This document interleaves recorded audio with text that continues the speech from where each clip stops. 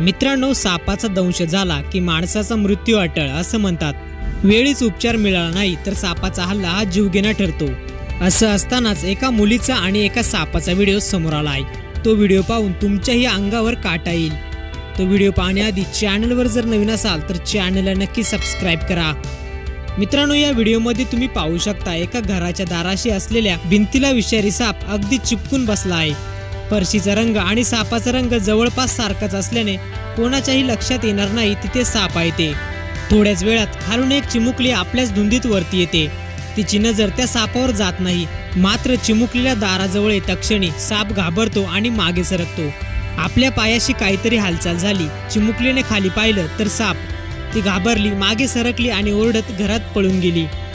तिच्या ओरडण्याने सापही घाबरला आणि तो मागे फिरून तिथून निघून गेला। सापाने त्या मुलीला दंश करण्याचा देखील प्रयत्न केला नाही। ते म्हणतात ना, देव तारी त्याला कोण मारी। हृदयाचे ठोके चुकवणारा हा व्हिडिओ सोशल मीडियावर व्हायरल होतोय।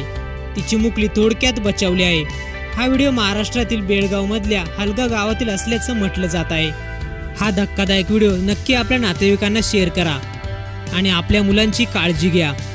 व्हिडिओ पाहून जर तुम्हाला काही वाटत असेल तर नक्की कमेंटमध्ये कळवा आणि चॅनलला सबस्क्राइब करा।